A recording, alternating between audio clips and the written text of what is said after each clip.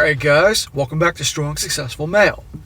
So for today, I'm going to do an update to a pretty popular video I did about a week ago, which was titled, Young Gal Learns the Hard Way, What Happens When You Try to P-Whip a Chad?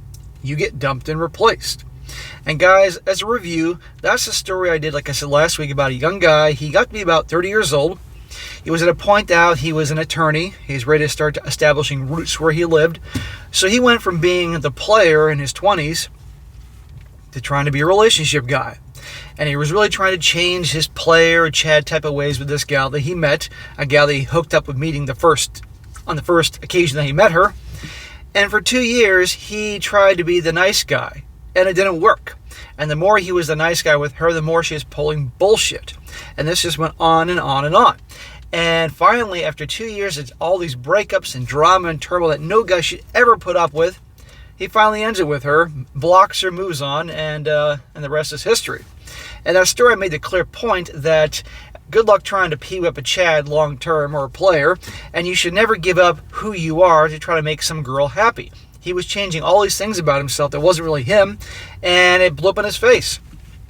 And a gal can have a guy that she's initially attracted to because he has these qualities that, these kind of bad boy qualities, but the second he starts putting on the nice guy show, it's a mess, and she milked it for everything it was worth, and no guy should put up with any of that crap.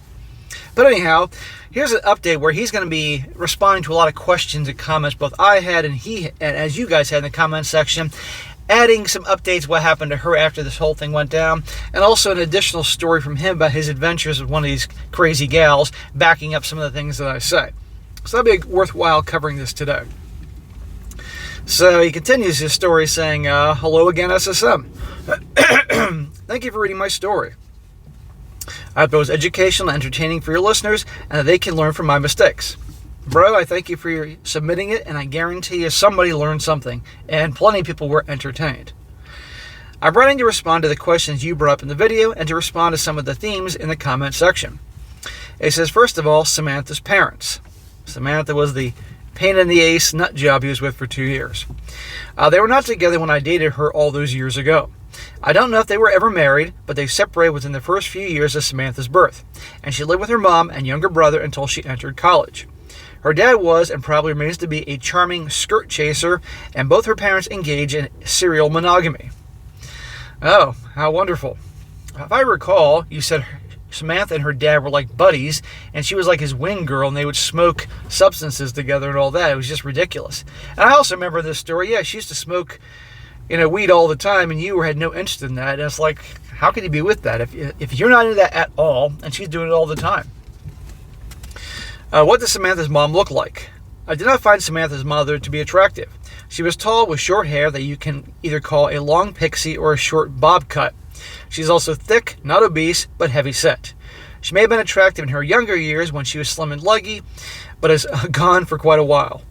Her most attractive physical features were a couple of aftermarket parts that were nice to look at, and she was not shy to press up against you when greeting you with a hug. She's probably in her 50s at that point, and a total attention WHORE. I do not get why women chop their hair. Sure, it's a pain in the ass to maintain all that, but it look terrible. I think I can count on one hand the amount of women I see in my life that have had shorter hair and actually work for them. But by and large, long hair makes you look youthful, sexy, the whole 9 yards. They should stick with that. What happened to Samantha after a breakup? For the first month, she made efforts to reach out to me, asking me to talk and end things on good terms. I went no contact for 3 weeks and responded to her after she committed a surprisingly honorable act. 6 months before the two of us broke up for good, I let Samantha borrow $2,000 to use for a deposit to move into her apartment. This was a horrible idea, and I did not expect to be paid back. Yeah, smack. Never loan them money. Unless you were doing that to just get her out of your place, like that was the only option. But even then, don't loan them money because you're not going to get it back. But she sent me the money over Zelle without me asking for it. Well, that's surprising. She did that not because she was honorable, but probably as a peace offering to show you goodwill and a good gesture for you to take her back, and then you could spend way more than $2,000 on her over time. That's what I see what that was. I know I'm cynical, guys, but I can't help it. In retrospect, this may have been an attempt to win me back, but it did not work. There you go. It was an attempt. After I blocked her email address, I did not receive any more communication from her. I did run into her dad a year later by coincidence, and he was very polite and civil towards me. So I know Samantha did not drag my name through the mud with her family, or they would not believe her if she tried. He told me that she gained a little bit of weight and moved to a different city about 4 hours away. A, of course she gained some weight, and B, I love when people say, when referring to a loved one or whatever, they say, oh, that person gained a little weight. First of all, it's never a little weight. It's usually a lot of weight. Nobody's going to mention somebody gained a little weight. 4 or 5 pounds or even 10 pounds on a very tall dude is a little weight. No one's going to mention that. I'm going to put on 4 pounds this month eating Christmas cookies, and I'm sure my mom, when I see her, is not going to comment to her old lady friend she's playing pinochle with, oh, my son from Florida put on a little weight from 4 pounds. No, that's usually when somebody puts on a lot of weight. I'm in the mood to rant this morning, but you guys know what I'm talking about here. I imagine that she bounced around between short-term relationships just like her parents do. Unlike some of your stories, the aftermath was minimal for the following reasons. Number 1, Samantha met some of my friends and coworkers at events and functions, but she did not mix well with them and became mutual friends. She was never a very social person, and she said that she had a lot of anxiety. Well, whether that's true or not, I'm not surprised she said that. Our worlds remained quite separate, and I never went Facebook official with her. So Samantha was unable to make a meaningful false accusations that would come back to me. Also, both my apartment and office buildings require key fobs to enter and check in with security at the front desk. So her showing up at any of these places unannounced would be difficult. Fortunately, I have no idea if she tried. This is the next hot topic from your listeners that I want to address is cheating. While it is possible that Samantha cheated on me as well, it seems improbable. I don't know about that one, my man. I never got the sense that she cheated. Samantha was quite introverted. She did not keep a roster of orbiters around her when the two of us were together, was not using her phone very much and never guarded her phone, and did not dress like a WHORE when the two of us went out, or most provocative pictures of her on social media. The old joke, watch out for the quiet ones? I've known that generally the more quiet, introverted girls were the most wild in bed, along with the crazy ones. So it's because she was quiet and introvert doesn't mean, and just because when you guys were out together and she didn't dress like a night walker or whatever you want to call it. No, is that Blade? No, Blade was Daywalker, whatever the hell they called him. You get what I'm talking about here. Doesn't mean she wouldn't. I know it shouldn't matter at this point, but I just don't buy all this. Anyway. Samantha tried to present herself as a down-to-earth geek type and did not come across as a girl who was comfortable being surrounded by a bunch of hungry guys. So I doubt that she cheated on me. But yes, the possibility is always there. Remember how you met, dude. Remember she was at that party, that gathering with your attorneys or some bar or something like that? So obviously she was sociable, and she hooked up with you that night. So obviously she wasn't that shy. So let's remember that. Regarding infidelity, a few of the commenters seemed triggered and mentioned that I must have cheated with some women who were in relationships. It seems like some of your viewers may not understand how cheating works. It is worth explaining. He says, in very large letters, very few men knowingly chase after women who are taken. In my entire life, I have only known 2 men who actually pursue women who are married or in relationships.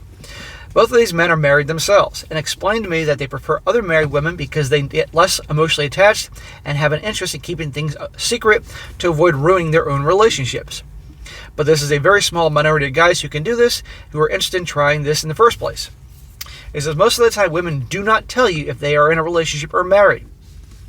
Well, there's a lot of truth to that, my man. I've covered lots of stories when guys were dating or hooking up with gals and had no idea. Or a husband found out his wife was cheating, or a boyfriend found that out and found the dude, and the dude had no idea. So there's a lot of truth to that.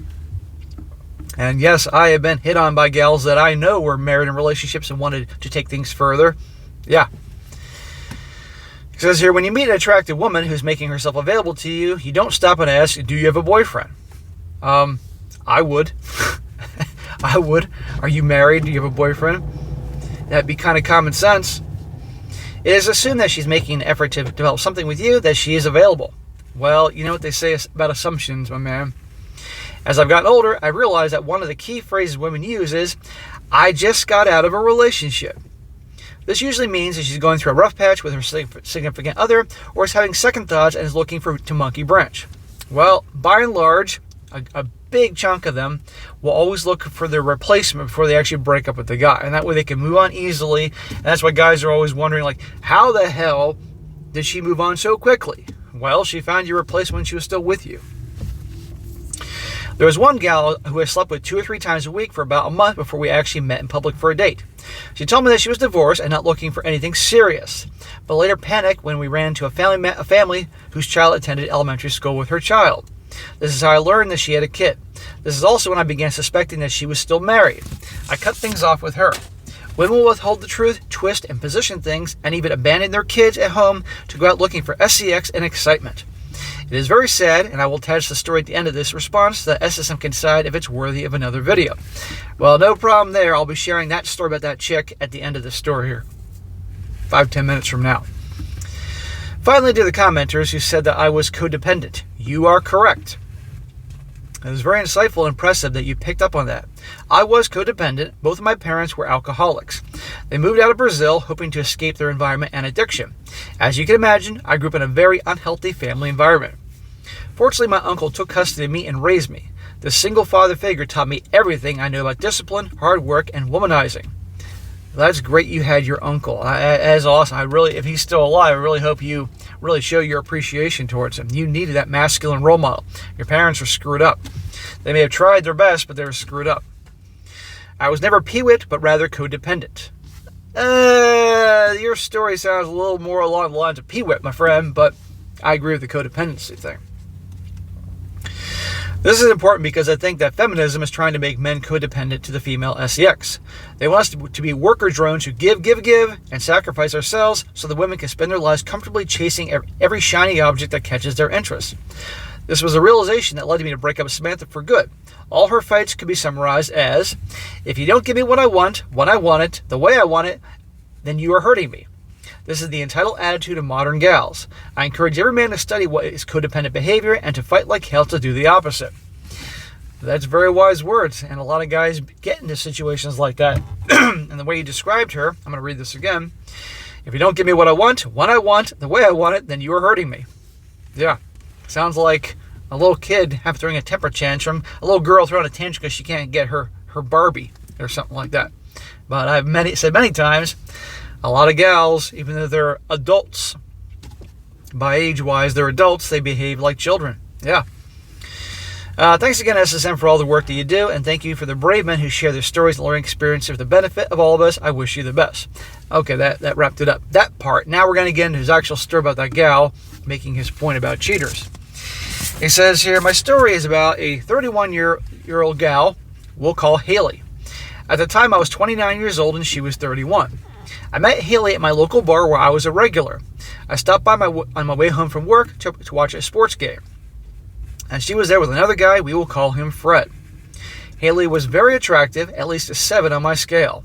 She had a very pretty face, characterized by large, deep-set bedroom eyes, a cute nose, and long dark hair.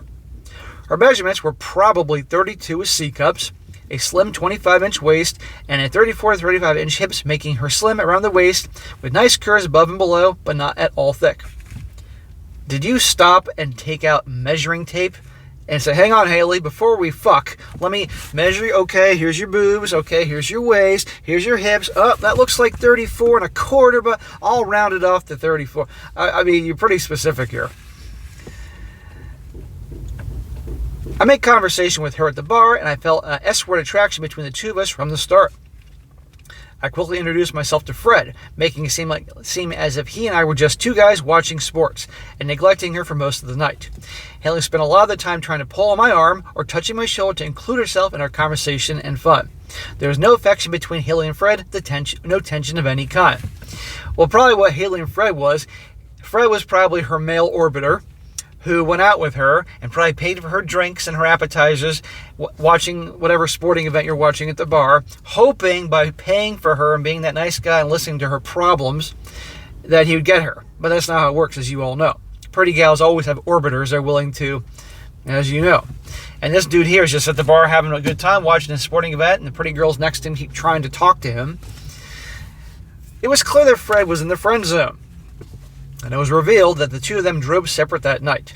After the game, I invited both of them back to my place, only 2 blocks away, to have a nightcap and hang out. Haley agreed, and Fred went along with it. Within 15 minutes, the 3 of us were back at my place, listening to some music and hanging out. An hour later, I politely kicked him out by saying, "I promised I wouldn't keep you long, but this was fun, so let's head out and plan to meet up again." I walked him out to the valet office in my apartment building. Only one valet was working at the hour, so I called for Fred's car first. The valet brought the car, Fred got in and drove off. That was very slick, my man. Now Haley, who you can tell clearly likes you, it's just the 2 of you. Now watch this. When the valet asked me for Haley's ticket, I put my arm around her waist, grabbed her hip, and then told him, "We don't need a car." She accepted my gesture by placing my hand over mine and pressing her body into me. I pulled Haley in for a kiss, and she threw her arms around me. It was as if we were both waiting for Fred to leave. I guarantee you she was waiting for Fred to leave. She was ready for you the second she saw you. We walked back upstairs, and I penetrated Haley approximately 4 hours after meeting her. Haley took a nap and left my apartment at 4:30 in the morning. There you go, and that is how a player or Chad rolls. Now, I want you to pay attention here. I want you to remember this part here where he hooked up with her, and she was quite willing only a few hours after meeting her, and remember this when she starts bitching about other things. She did not ask me to pay for her overnight valet parking fee. This became a routine 2 to 3 nights a week. Haley would visit my place at night on her way home from working as a makeup artist, have bedroom fun, and then leave between 4 or 5 in the morning. Okay, so she's proven herself to be a hookup, a friends with benefits, nothing more. And he's treating her accordingly. And by the way, there is no mention of a boyfriend, husband, or anything. We never saw each other during the day or on a Friday night, and we rarely spoke on the phone or text unless there was a short message confirming that she'd be visiting my apartment or meet outside for a drink before coming back to my place. I thought I had it made. This attractive woman wants to hook up regularly, isn't pushing for a commitment, doesn't expect me to pay for anything, and leaves me to my own devices during most of the week. Yeah. Any gal that's that way, clearly, yeah, you're enjoying yourself, but clearly she's hiding from something. She's hiding something. After about a month, Haley began visiting my apartment at night, talking, eating, or complaining about work for 1 to 2 hours before moving to my bedroom. Oh, now she's starting to treat you like someone that now she's making you earn it. Listen to her bullshit problems for 2 hours, then you can hook up. One particular night, Haley was trying to talk about work while I was trying to make out with her. She rejected my advances and accused me of being a hot-blooded Latin. Haley scolded me, saying, "Sometimes I want to talk and get to know you more. I don't want to come over straight to the bedroom. Is that all you think of me?" Hang on, Haley. If I recall, we met. You certainly had no problem showing your interest to me. Let your friend leave. We hooked up a few hours after meeting, and for the last month, 2 to 3 nights a week, you show up, we hook up, you leave at 4 o'clock in the morning, 3 times, whatever, we barely talk. How do you expect me to treat you? Act like an HOE, you get treated like an HOE, period. If you don't want to be treated like a piece of ace, don't stop acting like that, but too late.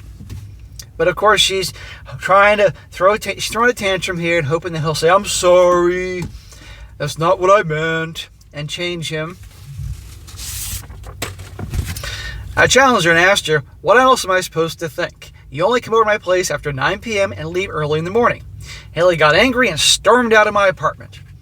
And this is when Haley is hoping that you would chase after her down the hall and say, "I'm sorry," and text her and call her and all that. But players don't do that. I didn't call or text her. The way I saw it, I enjoyed my fill of bedroom fun with her, and now she's becoming a hassle who was not putting out as readily. In other words, Haley was becoming not worth the squeeze and self-selected out, which saved me the drama of ending things with her. Haley finally reached out to me after about a week. Of course she did. It was a test. Her little drama fest there. She acted like a piece of ace, and you treated her like that. After a short conversation and more bedroom fun, I gave her the benefit of the doubt and figured that she started our involvement with intense sexual attraction, and then started developing feelings for me, and she did not do as good a job to communicate that. So I offered to take her on a cheesy date for dinner and a movie to satisfy her need for a different type of interaction. We met the following Sunday afternoon for a lunch in part of town that had a lot of shops, restaurants, bars, and movie theater. We ate at the restaurant and held hands in public for the first time during our walk to the movie theater. As we neared the movies, a family consisting of a married couple with a young elementary-aged boy exited the theater and walked straight towards us. Haley shouted, "Shit," and threw my hand away. I made a joke and replied, "I don't want to hold your hand either. You're much too clingy for me." But she wasn't laughing. She was panicking and kept repeating, "Shit, shit, shit." I tried to calm her down, but after nothing worked, I asked Haley, why is she panicking so much? Haley pointed at the family, now walking away and glancing back at us, and she explained, "You see that kid? He goes to elementary school with my son. They're in the same class." "Oh, you have a kid. Well, clearly that kid came from somewhere. Do you have an ex-husband? Or are you married still?" That would kind of explain all the secrecy never going out and all the other things. I tried to project positivity and told her that it's okay if she has a son. I explained that I never asked her if she had any kids, and I understood if she didn't volunteer the information because she may be afraid that it would scare me away. Haley interrupted me and explained, "That's not the problem. That kid goes to school with my son, and everyone at the school thinks I'm still married to the father." Probably because you are still married to the father. I said, "Are you still married to the father?" No, she says, "we are separated. But we still present it like we're a married couple for the benefit of our son." Sure. It says, "I was skeptical that my face probably showed this. Haley announced that she needs to leave. I was relieved because I wanted to exit the situation myself, and I did not need to endure any drama to get rid of her. I didn't hear from Haley for about 2 weeks and blocked her number after she started calling and texting me again." Very smart, bro. The last thing you need is her husband showing up at your place with a baseball bat or worse and kneecapping you. Or worse. I figured that she was married with a kid going through a rough patch in her marriage, and I was the other man for a while. Either way, I didn't want her coming over to my apartment late at night to hang out and talk to me about her day. And I certainly didn't want an angry husband visiting my apartment with a weapon. The end. So there you go. That is his story there, and an example about how oftentimes they actually have a husband or a boyfriend and they're keeping it quiet and what can happen. So that's an important lesson there. And for you dating a relationship guys, or guys who just do pick up and hook up, be aware of that. You got to do your homework and dig. Do you have a husband? Do you have a boyfriend? Look for clues, stuff like that. If the only time she wants to see is late at night and never communicate during the day or see you, that can tell you something. But again, a lot of guys do end up hooking up with gals that turns out that they're married or boyfriends and they don't know. And it's despicable. But it's one thing if a guy does it and doesn't know. It's another thing if a guy gets together with a married woman or whatever, or a girl in a relationship, and he's a fucking scumbag. And I don't care how weak her guy is or beta, whatever you want to call him, that just ain't cool. We got to have a code. But anyhow, bro, thanks for the update. A little explanation about your story there. A little info about Samantha getting large and not so in charge afterwards. Big surprise. A little weight. That's always funny. And that little story there. But anyhow, bro, I wish you well, and it's good to hear from you. But anyhow, guys, that is it for today. Be sure to comment down below. Let me know what you think. And if you got a good story you want to share, definitely email me, strongsuccessfulmale@gmail.com. I don't care if it's 5 pages long or 15 pages long, although I prefer 10 pages, frankly. And I'll definitely cover it. It's a good one. And if you don't hear for a while, be patient. Give me time. I had a guy email me yesterday. So SSM, I had a story sent to you. I'm getting to it. Just give me some time here. It's the holidays. I'm juggling 3 channels and all the other shit. And still moving my stuff in, but I'll get to it when I can. And be sure to like the video, share it with your friends, and subscribe. I'll catch you next time.